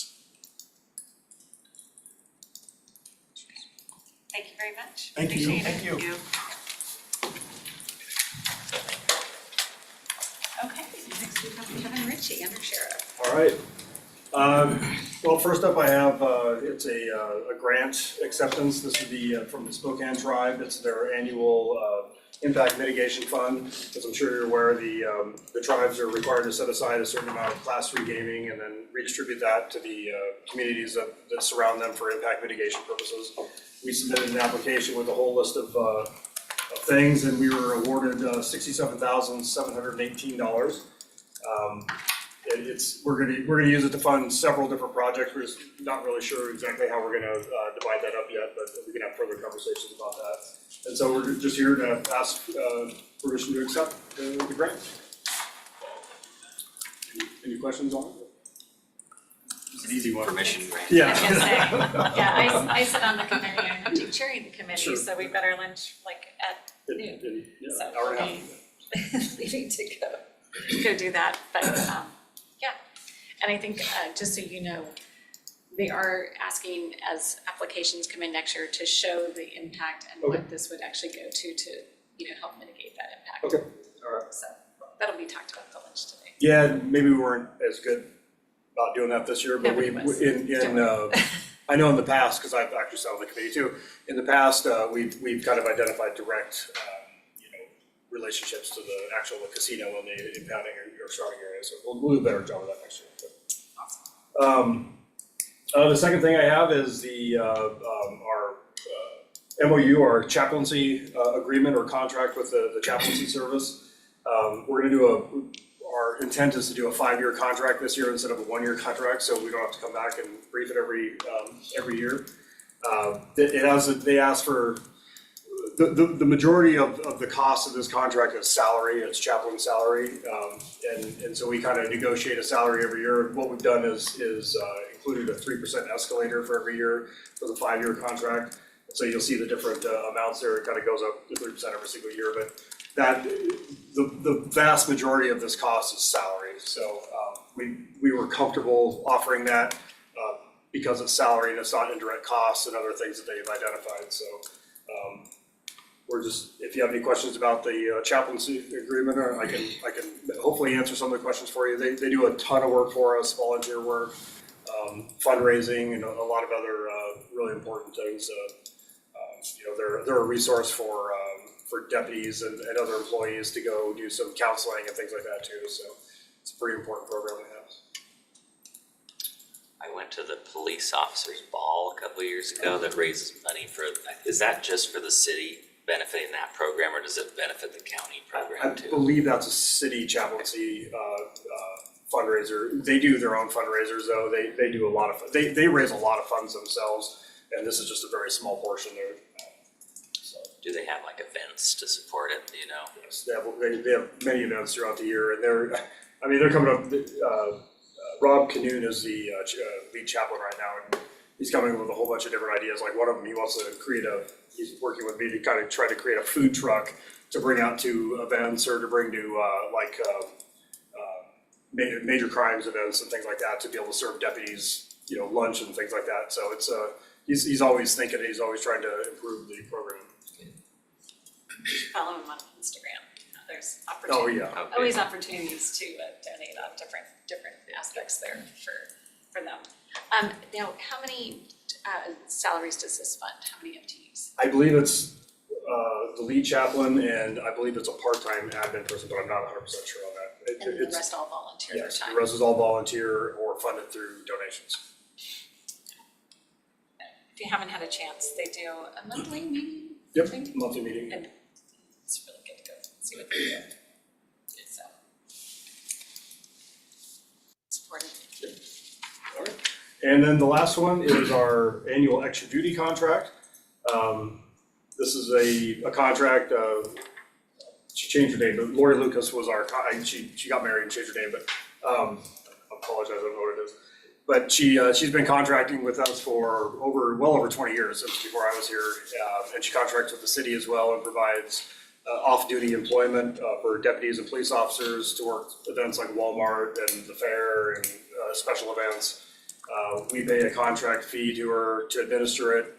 Those costs are reimbursed through the contract, and so it's actually a zero cost to the county.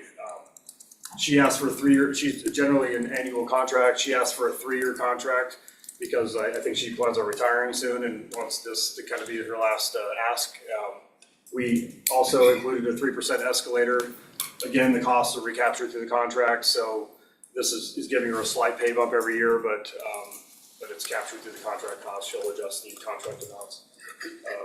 There was an issue that just came up today that I'll be working with Mr. Anderson, I believe, and Vicki Dalton to kind of address. And so if it's not on your agenda next week, then that's why, because we weren't able to fix it. But I don't know if you want to go into that or. I don't think specifics are needed at this time, but yeah, the issue was brought to my attention about 4:30 yesterday, so we're gonna work with the sheriff's office and see what we need to do to address the issues, and then it'll either be on next week or a future agenda as it's, as we get it taken care of. But again, like the chaplaincy, we're trying to do a multi-year contract to reduce the amount of times that we're redoing these contracts. Does this just fund her work? Yeah, it's salary, yeah. That she recoups through the contract. Is it becoming more difficult to get folks to sign up to do that extra duty? I assume the answer is yes. No, it's very easy to get. Oh, it is, okay. But The pay is well. Okay. The pay is better than what they're making on the roads. So like Walmart in the valley that uses the Yes. sheriff's office. So they offer, the person wanting It's the a volunteer. service pays what they will, is that right? She has contracts with, she has a ton of different contracts with private companies and private individuals, and she negotiates a price with them, and the price will include like whether or not they can have a patrol car there or all sorts of different things, and so every different job seems to have different prices. Like Walmart's one of the higher paid ones, and that's a negotiated cost, and they want to pay it. So I heard there's some community groups that would like to have that, but they're getting basically outbid by Walmart, which is important, but it's just a struggle. Well, and it's a struggle even for our deputies, because then they're using their extra, time off then they're doing that, and so are they getting too tired? Just all those things that.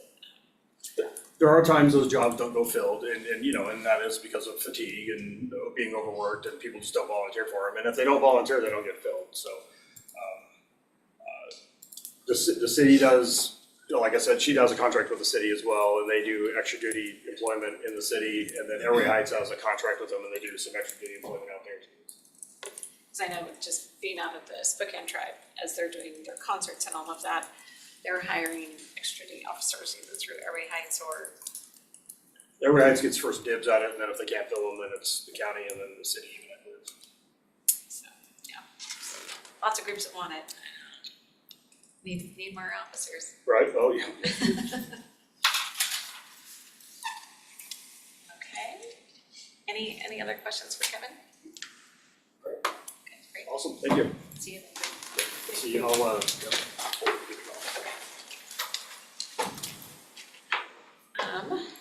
Okay, Kyle.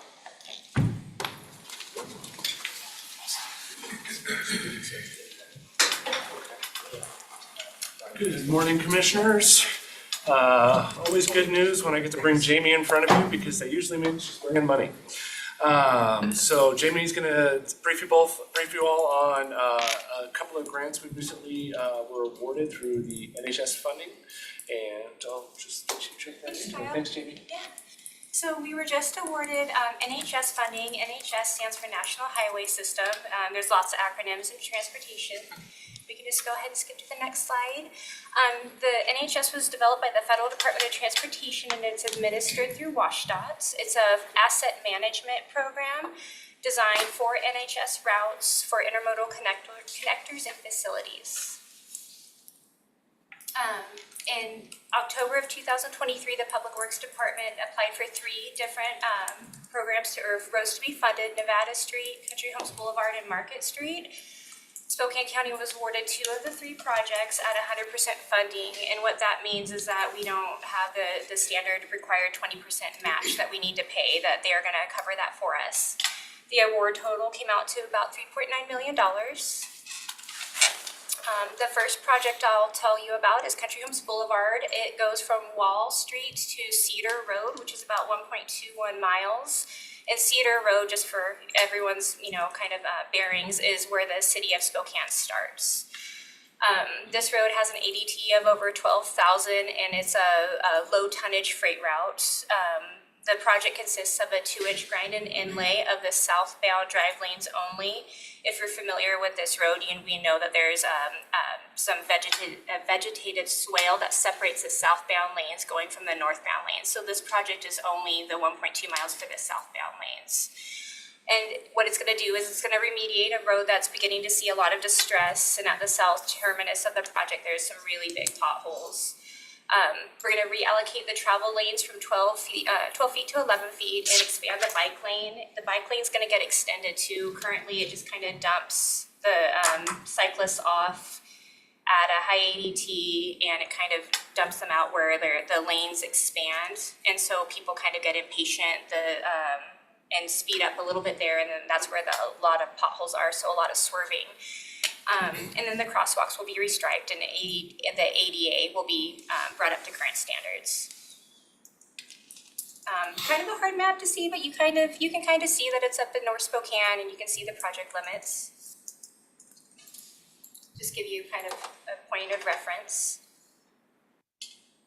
We can skip to the next slide. The PE will begin this year, which is preliminary engineering, and the road should be constructed next year. And this is just shy of $1.6 million project. That's fully funded. The next project is Market Street, and the project limits start from Freya Street to just south of Hawthorne Street. This is just over a mile. And this is also a preservation project in North Spokane. This is has an average daily trips of over 6,500, and this is an important route because it's a T1 truck route, meaning that it carries over 10 million tons of goods and services up and down this road. We only have 2 in Spokane County, so it's good to keep this one in good shape. This is gonna be a 2-inch HMA overlay over the whole entire road width. The shoulders will be expanded and, ADA curb ramps will be brought up to standard and crosswalks will be repainted here. Minimize that freight pedestrian interaction. And this is also in North Spokane, but it's a little bit further east. And PE is gonna be on the same schedule as the other project for 2024 this year, and then constructed in 2025. And this is this project's I think we're on Country Homes Boulevard, so this is a $2.3 million project. If we go forward a little bit, there we go. Keep going. Keep going. There's the project. Yeah, 2.3. Do you have any questions about any of these awards or the funding?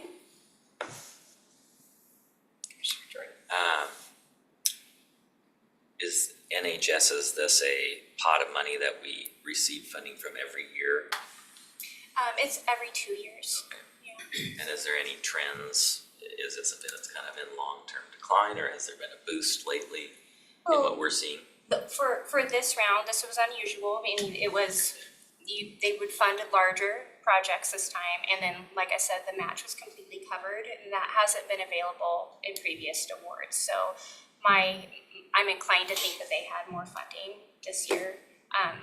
How this progresses in the next 2 years, that is, I'm not sure about that. It can change. That changes politics, and that changes with funding and availability, all different types of things. You kind of never know what to expect with your grants. So every time there's new grants, I go and check it out, and we can see what are the differences from previous years. Have the requirements changed? You kind of have to scope it out, and then you can kind of start figuring out what projects fit these grant calls. So our staff specifically applied for this then? Okay. And was that done in the last couple months, or what's the typical time? October 2023 is when I submitted these. Good, well, thanks for doing that. Yeah, it's super fun. Just to piggyback, thank Jamie and Barry for all their work getting these grants in, and while we only got 2 of the 3, that was really actually kind of phenomenal. Getting $4 million at the county, we got a lot more proportionally than anybody else. So again, just kudos to our team and their work on this. Nevada is going to be a challenge. We'll keep pondering that one, try and come up with a plan for how we're going to pay for Nevada, because it's in really tough shape if you've been on it. So that's one we'll have to figure out. It's an expensive piece of roadway, and paying for it with all county dollars is not my favorite. So we'll keep noodling and see what we can come up with on it. Okay, any other questions? Is Commissioner French on? He's testifying. Okay. Okay, very good. Thank you very much. Appreciate all your efforts. Thank you. Thank you very much. And we have Deb Geiger here with us again today. This is a follow-up from our strategic planning session that we had at the beginning of the year regarding the operations of our transfer stations. And just we wanted to come back and do another touch in a briefing session. And this is in advance of having a resolution on the legislative agenda next week to just formalize the direction from the board that we all keep going in the path that we discussed 2 weeks ago. Good morning, everybody. We can go ahead and move on to the slide. Thank you. So I'm here in front of you today with basically 2 items. Our last meeting, Commissioner Cuney had requested some information regarding our current contract and how that looked with transitioning employees and that kind of thing. So what I did was I solicited support from, we have an agreement with HDR for contract support on our current contract. And they looked through the language, and indeed we have every right to offer employees that are full-time employees with Waste Connections employment with the county, and the transition should be smooth, we hope. The other piece of that is that there is also language in the contract that provides the opportunity to have Waste Connections provide us with support for 180 days in the event that we need some additional transition help So we do have something to fall back on if there anything unexpected arises. And in addition to that, there's also they're required to provide a day of training, which is helpful. And there's also nothing in the contract that forbids us from negotiating any of the rolling stock equipment. So if Waste Connections is open to that, we have that opportunity to use the equipment that's currently on site. So Very good, thank you. yes. No, the last time this happened, it was not an easy transition, and so that's why I just wanted to make sure that this transition is set to go smoothly, and I actually did hear from Ken and Tammy that they're happy to make this happen in a manner that will be good for everybody. Yeah. Yes, thank you, and I thought it was a good question, because then we got third-party opinion on it, not just me looking through the contracts. And I just wanted to follow up on that, is just kind of one of the things that we're looking at is there is some deferred maintenance out there at our facilities. We'll be having an assessment done of that. We'll come back and brief you on the condition of our facilities as we exit 10 years of basically having a renter on our property, operating our transfer stations here. So will likely, hopefully the staffing will be a pretty smooth transition. We have some great staff out there. We're really excited to retain some of those folks. Probably quite a few of them if possible. But the equipment investigation, we'll have our mechanics out there and reviewing the equipment to see what we may and may not want to get on the table. But if there comes an opportunity to negotiate with regards to some of the deferred maintenance versus some of the equipment, as long as it's not a cost outlay to the county, we'd prefer to do some of that maintenance ourselves to make sure it gets done right, not ultimately the cheapest that they can get out of any of their responsibilities for. So we'll come back to you all once we have sat down and had some thorough negotiations with Waste Connections on a plan to move forward, because we obviously need a lot of rolling stock, and so there's going to be a little bit of likely trading that goes on with equipment and vehicle assets versus maybe some deferred maintenance. So we'll bring that all before you as continue this journey. You haven't seen the last of me. No. And then the other item, of course, is a resolution. Matt Koza helped draft a resolution so that we have a direction moving forward, so. And then next slide, sorry. Previous step. Just a summary, just kind of to summarize where we were from our last, and we have some key needs that we are going to hit the ground running, looking at these, and that would be staffing, equipment, and then we have some major contracts that we do need to secure for organics disposal, our transport of our materials, our HHW disposal, those kinds of things. So those are our summary of key needs. And then keep going one more. And then so our next steps that we would do after approval is we would formally withdraw from our negotiations with Waste Management. We would notify Waste Connections of our intent on transitioning in November to self-run. And then transition team's just gonna begin work. And I do wanna say that the response from, inter-county departments has been awesome, very supportive. HR is on board already working with the risk management, public works. It's been very supportive, so it's a great response. Any questions? I don't think so, thank you. I appreciate, taking a look and just making sure the transition can happen smoothly. And so, like I said, I had a chance to talk to some people as well, so feeling much better about it. So, thank you. Have a good day. Thank you.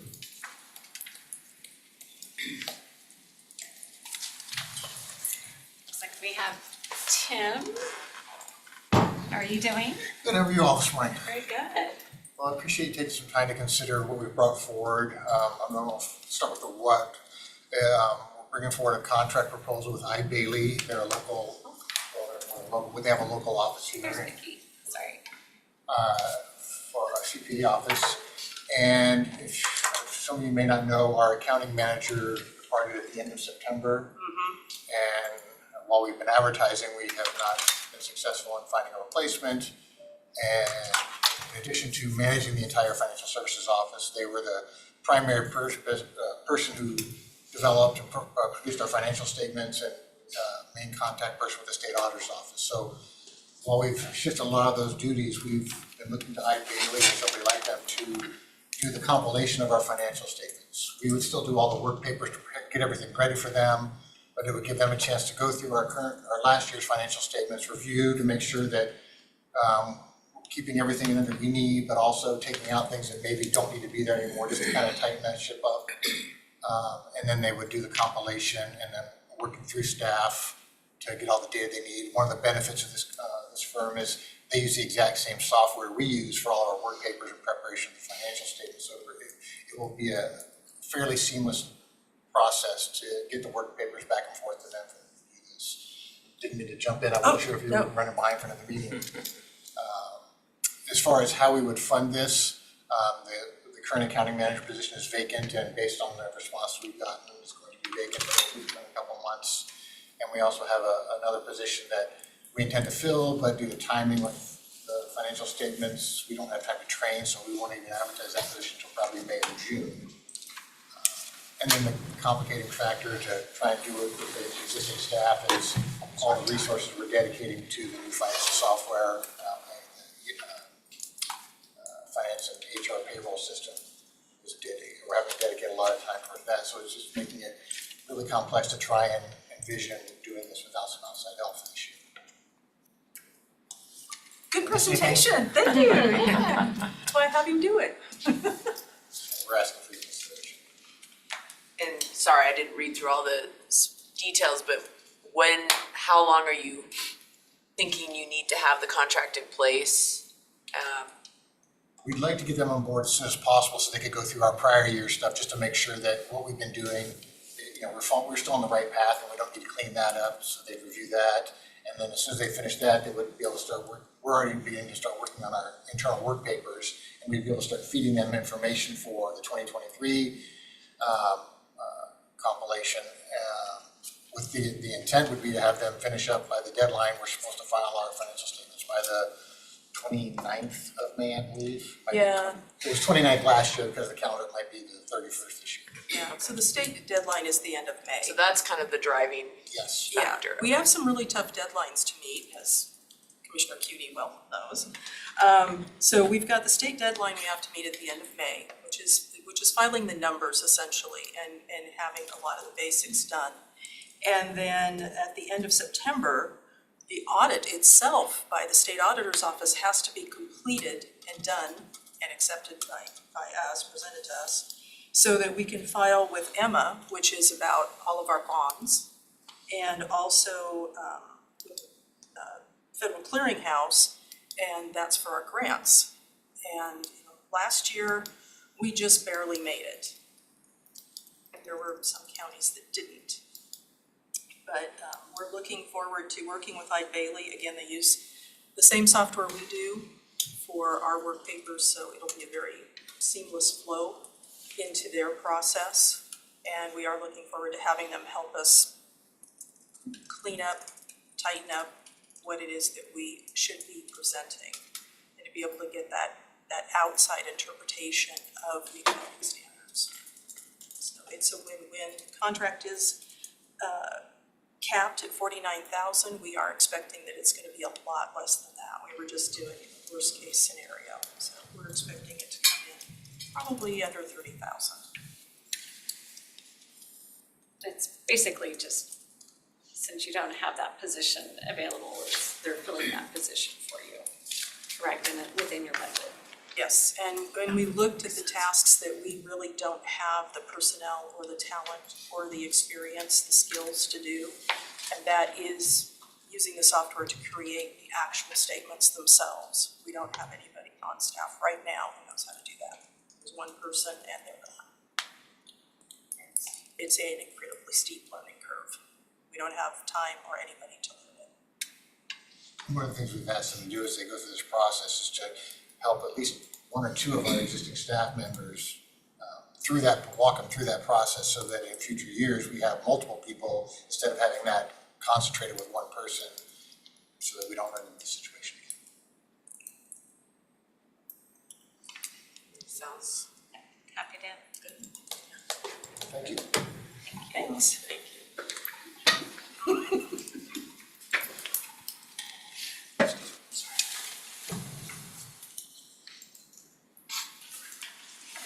I don't see Mike, so. He said he had a dentist appointment, so I don't know if we should wait or. No, go ahead. Likely excuse. Yeah. Doggy Convenient, my homework, right? yeah.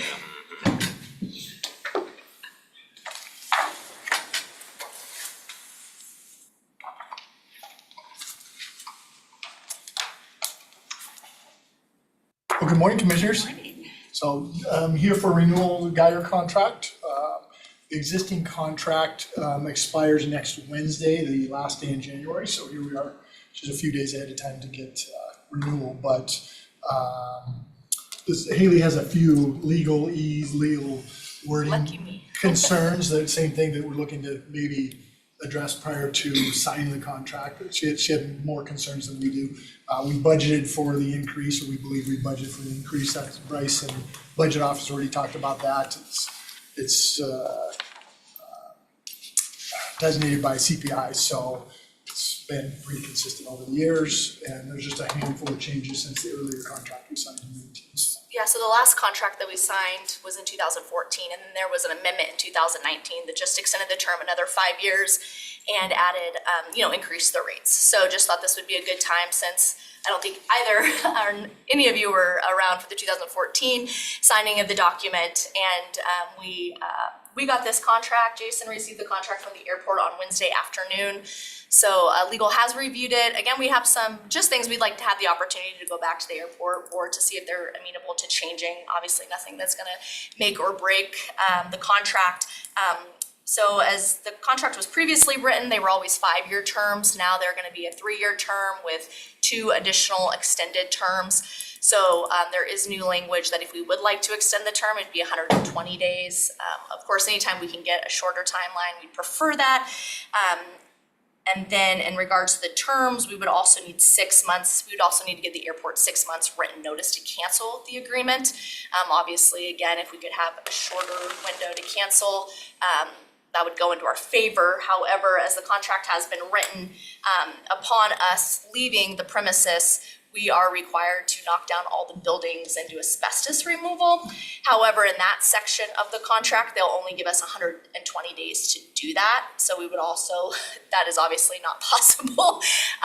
We discussed, obviously, I'm not a pro in how long that would take to do, but I imagine 120 days is not gonna be sufficient. So that's another thing we would like to address with them. There's a couple of clauses that we would also just like to really add some mutually agreed upon language. Currently, right now, the use of premises has a stipulation that if the airport comes in and decides that Geiger facility needs additional security, they have the sole option of telling us what security that would be. And, considering Detention Services has more experience in surveillance than the airport, we would like to have a say. I mean, like we were joking in the hallway, they could come in and say, you need to put a magic dome over to keep the business park safe. So we would just really like to amend to see if they'd be amenable to changing that language, just so there's more some mutually agreed upon language. And that same vein, the relocation, if they decide that they need to relocate the Geiger facility to expand the airport, or if the FAA comes in and says that they need to use that, the airport has the sole option of telling us where we can be relocated. And obviously that becomes problematic when we're in the business of also transporting inmates to court and hospitals. We can't be super far away. So I'm just hoping again that they can just, instead of the sole option language, just add some mutually agreed upon language. The other clause in the contract that I could never advise my client to agree to, nor if I'm the airport's attorney would I agree to this clause, is right now as written, we don't have a dispute resolution clause. All we have is a clause that states if we were to get involved in litigation, that we would have to waive our right to a jury trial and go directly in front of a judge, which I don't, who knows what litigation would look like, so I would never advise on doing that. So just hoping that they're amenable to changing those. They've also added some clauses that we would have to waive our right to sue them if such and such happens. So we're just waiting for Steve Bartel's review from Risk on that option, and we just got that to him yesterday afternoon, so he hasn't gotten back to us yet. Also, because the airport does have to deal with the Federal Aviation Administration, there are certain guidelines that the FAA requires them to put in contracts, and they changed the language from 2014, and it's a lot more convoluted. And now would require us, and pretty much any subcontract that we get involved in, to put these federal regulations in. It's not limited just to the Geiger facilities. And so we want to go back to them and just seek clarification and just hope that they can kind of clarify. It looks like they just copied and pasted from somewhere. Because as of right now, we would have to, I think, put in like whole 2 pages of federal regulations in all of our subcontracts. So that's just kind of, we just wanted to brief you guys on, I know we've been eager to get this contract done. Detention Services has been eagerly awaiting from the airport and checking within them since September, I believe, right, Jason? And so we did just get that contract, and we were hoping that, get a fast turnaround on this, but those are kind of some of the concerns that we have, but obviously, your prerogative on whether or not, we can go back to the table and negotiate some of those concerns. So that's. Have we gotten any statement from them as to the length of the term being different than previous extensions? I believe, was it Mike Barber, was Mike? Other than prior to this, the contracts were 5 years, this one's 3 with with 2 1-year extensions built in, and it had never been worded like that before. So that's the. Right, I'm wondering if they explained the reasoning for that. We had heard that from Commissioner French some time ago. We'd heard that as well. So that part I've heard about it for a while. I think some of it, Commissioner, was related to the interim use we have to be out there under FAA regulations. If something like that were to be requested to be located on airport property in relation to the runways and stuff, we would not be allowed to congregate facilities. So FAA has always looked at this as an interim use. My words, I don't know if that's the correct terminology, and it's recognizing kind of an intent to eventually step down and move away from the use of that facility. But it does give us flexibility. If we have some needs to continue to extend, we may extend on it.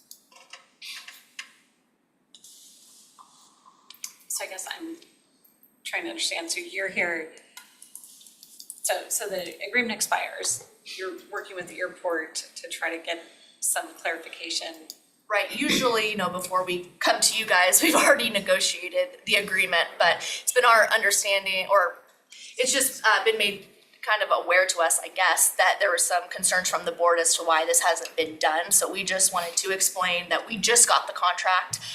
There was no delay on Detention Services behalf and no delay on legal's behalf, because jumped it up in the priority to review this. And so, but obviously, given the timeline, we haven't been able to go and renegotiate. We don't know. I mean, I think some of the things we want to renegotiate with, they shouldn't have a problem with, right? It's pretty, not asking for anything that different, but pretty much just to let you know where we stood and to why the timeline is what it is. And we're hopeful. We have already discussed this, and my changes in the agreement have already been made. So once we finish here, we're going to immediately send it over to the airport so we can hopefully get their input back from them quickly. Like, again, we just wanted to explain that this is no delay on our end, and that hopefully they can get their suggestions, whether they're amenable to those changes or not, back quickly so that we can get this moving forward. So. Great, thank you. Thanks.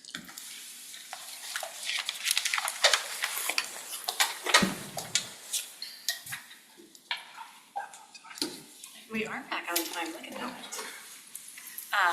Are there any miscellaneous items? I think Jeff has one. I have one, okay. And then I think, since I have the hard stop at 11:30, that maybe we do the executive session after the 2 o'clock. Oh, okay. I apologize that I haven't had a chance to, I was on Zoom starting at 7:30, so I haven't had a chance to talk to you.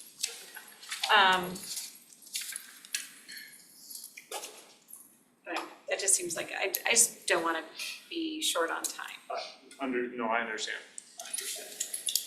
And I think our 2 o'clock, Do we have any, we don't we don't have any have proclamations? public hearings or any of public that, hearings. so it should go fairly quickly. Oh, I have a couple people waiting, I'm gonna let them know. Okay, thank you. Sorry to No, change that up.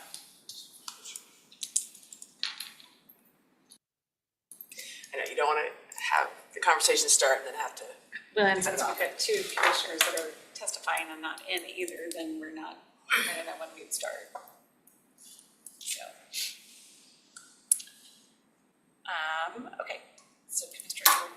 Yes, mine is just something it's a process issue I just wanted to raise that I've been noticing a lot lately and also today, but just wanted to put this on people's radar. I look at the agenda sheets, I'm gonna be the agenda sheet guy again, which I really appreciate all of Gina's work on it and others. I do notice that there's part of the ordinance that we passed requires the departments to list which departments that are impacted by the agenda item that they have notified of the item ahead of time. And almost everyone puts NA on the agenda sheet, and to me, that's not acceptable. I don't want to have to grill them, when they're here about who have you talked to? Have you talked to budget? Have you talked to HR? Have you talked to risk management?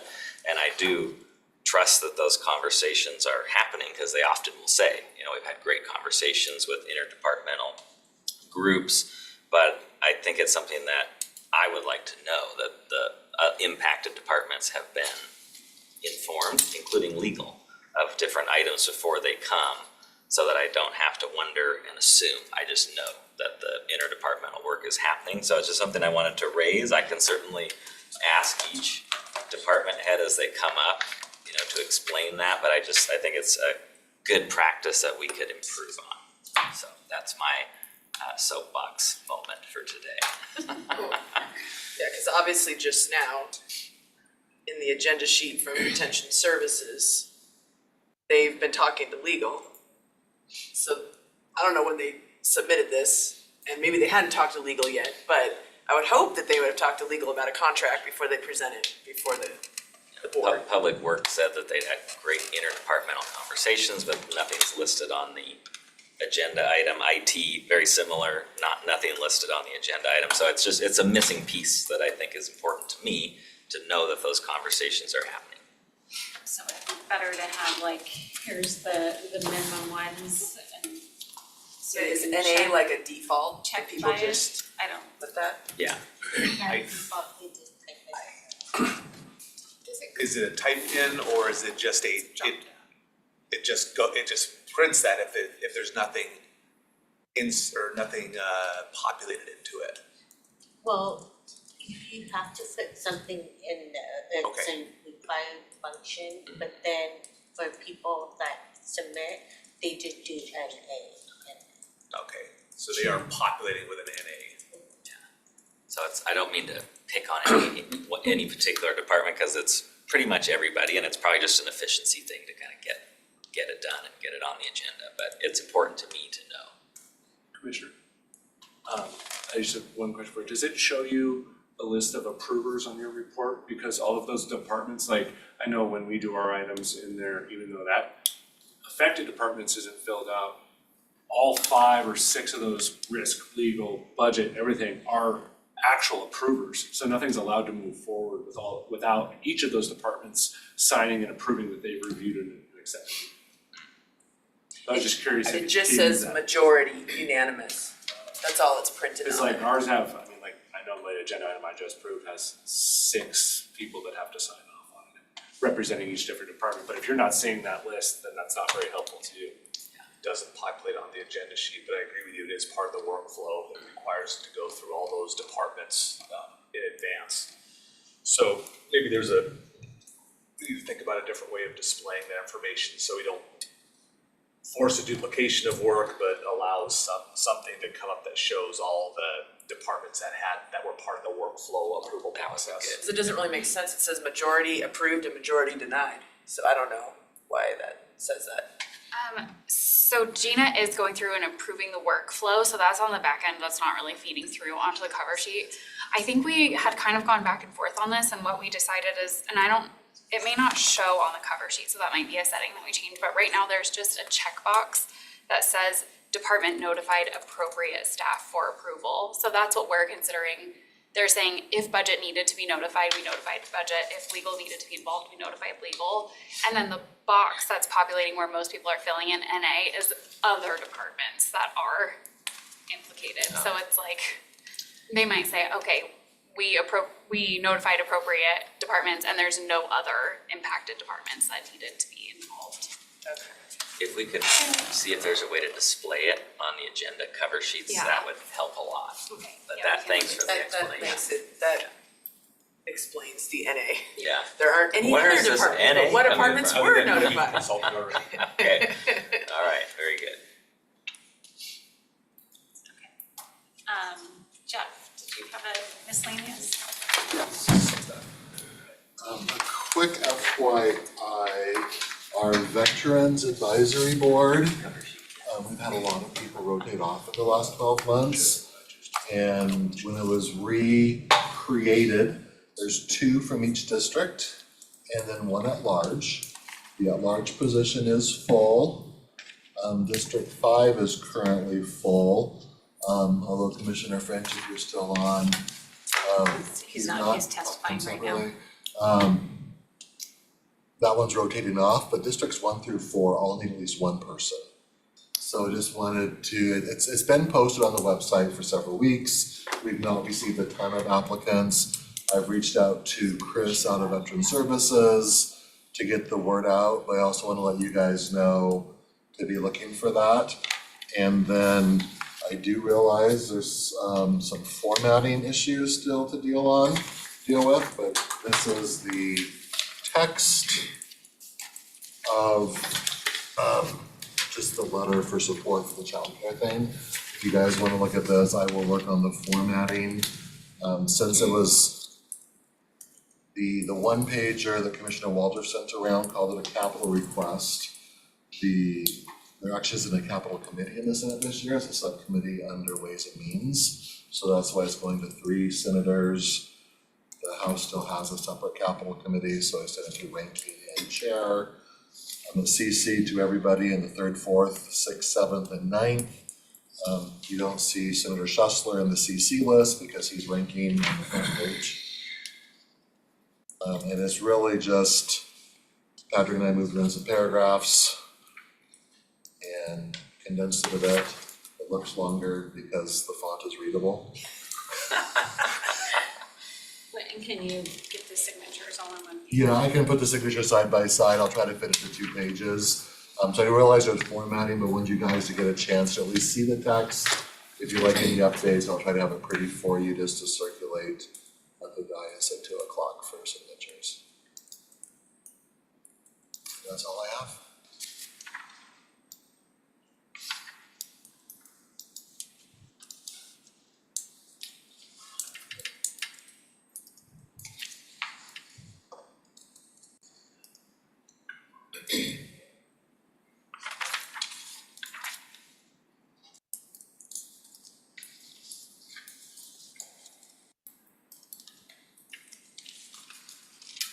Am I just reading quickly, do we have that it's supported by?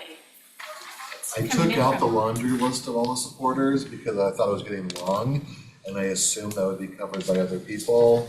Patrick and I went back and forth on that, happy to add it back in. It just seems like having at least like a top 3 would be Yeah, you good. could say like We local talked about that too. employers They were like, "Who are the such top 3?" as, Including but not limited to. I mean, cause you'll see on the letter that's right in front of Amber there, you know, they list the 4 in bold, in bullet form, but then they, in paragraph form, list probably 10 others. And I get a little nervous picking and choosing, that gets you in trouble. At well, least they in have, no, Saints. but they just have 3 area employers called out, Jubilant, URM, and Sondrin, or 4. There's only 4 employers that they have listed on this, we could probably fit those Just go with the 4 in, employers. right? Well, or just doing a generic statement saying, you know, supported by numerous employers, The last one sentence paragraph right above sincerely does have the generic variety of partners and employers.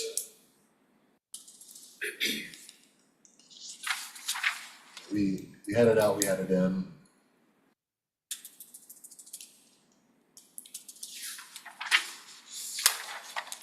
I sometimes I just feel like it's. Sounds like you guys would like at least some of them in, so if we like add back the 4 employers, if I could cut another paragraph, like I could cut the whole last paragraph on land is secure, then put in employers. I'd like to keep it on one sheet of paper if at all possible. I would agree, so I would try to reduce some of it to, Take some other stuff out to add that in. yeah. I mean, cause like having GSI, having them on their legislative agenda, their support too shows. That, I can't remember if that stayed or left, I remember I think that went out too. I didn't see it, so. I'm thinking these 2 paragraphs here could kind of be, I think you could combine the stuff, should this capital request be successful, it will fund the construction as part of a larger mixed-use development, and then you could throw in there the 30 units of affordable you could probably take those 2 paragraphs, Cut kind that of by half and then add in mix them together something to more. talks about the total project impact. And then I think it would be good to mention the area employers that have come out with saying that they would support it. Yeah, I think some of the detail, it's all good in the argument for it, but I think some of those pieces will be covered by other groups that are kind of doing the specifics of it. True. But it's good. Take that feedback, pretty it up, reformat. Get it onto 2 pages. That's the goal. Do the miracle work of cutting and. Without going to A-font. No. I think if you move my signature higher, it'll get noticed more. Well, I could rearrange signatures by office. How many you want to sign?